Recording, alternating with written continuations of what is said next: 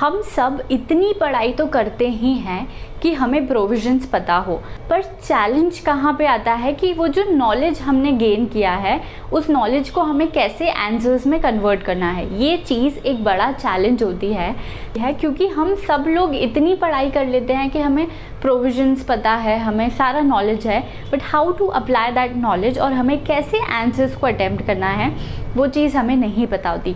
Hi guys, welcome back to my channel. I am CS Diksha Joshi and today we are going to talk about how to attempt case studies in your examination। जब भी कोई case law का question आता है तो हमें उसको कैसे अटेम्प्ट करके आना है, हमें उसे कैसे प्रेजेंट करके आना है। I have received so many requests that please make a video on how to write case studies, so here it is। Today we are going to talk about that only। तो कभी भी अगर कोई case studies का question आता है तो उसको आंसर करने के लिए आपको 3 स्टेप्स को फॉलो करना है, that is I, A and C। I मतलब कि आइडेंटिफाई द प्रोविज़न, A मतलब कि apply the provision and C मतलब conclude with cause and effect. ये 3 स्टेप आपको किसी भी केस स्टडी को सॉल्व करने में बहुत हेल्प करेगी। जब भी कोई केस स्टडी का क्वेश्चन आए, just follow these 3 steps and you will be able to answer that particular case study। Now अभी आप आंसर जब लिखने जाओगे तो you can follow this format। ये फॉर्मेट मैं पर्सनली यूज़ करती थी अपने एग्ज़ाम्स में। ये एक कोई रिजिड फॉर्मेट नहीं है, आप आपके टाइम के अकॉर्डिंग, जो भी टाइम आपका अवेलेबल है उसके अकॉर्डिंग आप इसमें चेंजेस कर सकते हो, पर ये फॉर्मेट एक बहुत बेस्ट फॉर्मेट है किसी भी केस स्टडी को आंसर करने में, किसी भी केस स्टडी को प्रेजेंट करने में। आपका जो आंसर है उसको 4 पार्ट्स में डिवाइड करना होगा। First one will be facts of the case. आपको लिटरली ऐसा लिख के आना है बोल्ड में, फैक्ट्स ऑफ द केस, और उसके नीचे आपको जो भी आपके क्वेश्चन में जितने भी फैक्ट्स प्रोवाइड किए गए हैं वो आपको वहाँ पे लिखना है कि क्या क्या फैक्ट्स है, किस चीज़ों को लेकर उसने केस पूछा है। फैक्ट्स ऑफ द केस हो गया। अभी यहाँ पर ऐसा नहीं है कि हमें पूरा की पूरा क्वेश्चन कॉपी करना है, नहीं, वैसे ही टाइम बहुत लिमिटेड होता है, तो आपको सिलेक्टेड पॉइंट्स जो कि इम्पॉर्टेंट है कि आपको आपके इस केस स्टडी में जो भी उसने इंपॉर्टेंट पॉइंट पूछे हैं उन चीज़ों को आप आपके फैक्ट्स ऑफ द केस में लिखोगे। सेकेंड पॉइंट जो होगा वो होगा रेलेवेंट प्रोविजंस ऑफ एक्ट। जिस भी पर्टिकुलर प्रोविजन को उन्होंने पूछा है उस प्रोविजन को आप एज इट इज़ लिख दो। अगर आपको लीगल लैंग्वेज में पता है तो आप उसको वैसे लिख दो, it is well and good. अगर आपको नहीं पता है तो आप उसको अपनी लैंग्वेज में भी लिख सकते हो।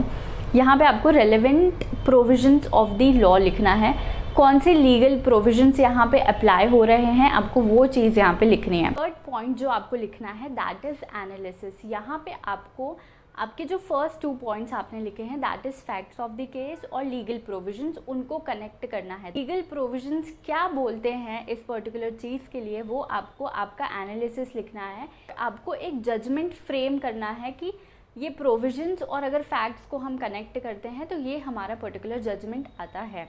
ये एनालिसिस जो है ये सबसे इम्पॉर्टेंट पार्ट है आपके क्वेश्चन का, क्योंकि यहीं पे आपका पूरा आंसर जो है वो आपको जॉट डाउन करके आना है। The fourth point will be your conclusion. यहाँ पे आपको आंसर को कंक्लूड करना है, और कंक्लूड करने के लिए ऐसे नहीं है कि कुछ बहुत बड़ा लिखना है, आपको सिर्फ 2 लाइन में कंक्लूड करना है जो भी आपका जजमेंट है कि इस पर्टिकुलर पर्सन को ये होना चाहिए या नहीं होना चाहिए। पूरे हमारा जो केस है उसको कंक्लूड करके आओ। आप एक और चीज़ इसमें ऐड कर सकते हो कि अगर आपको कोई लैंडमार्क जजमेंट याद आ रहा है कि इस पर्टिकुलर केस से रिलेटेड पहले कोई जजमेंट हुआ है तो आप बीच में एक लैंडमार्क जजमेंट करके भी एक पॉइंट ऐड कर सकते हो और वहाँ पे आप उस जजमेंट का रेफरेंस दे सकते हो। जब आप इस तरह से केस लॉ को प्रेजेंट करके आओगे आपको अच्छे मार्क्स मिलने के चांसेस बढ़ जाएंगे। तो आप इन सारी स्टेप्स को फॉलो करो, इस फॉर्मेट को फॉलो करो। आप अभी से राइटिंग प्रैक्टिस करो तो आपको ये फॉर्मेट में आंसर लिखने की थोड़ी हैबिट हो जाएगी कि आपको ऐसे केस स्टडीज़ को सॉल्व करके आना है। जो हमारा पूरा आंसर है उसके अंदर अगर कोई भी रेलेवेंट वर्ड्स आपने यूज़ किए हैं, कोई सेक्शन यूज़ किया है, कोई भी कीवर्ड्स आपने यूज़ किए हैं तो आप उसको हाईलाइट भी करके आ सकते हो।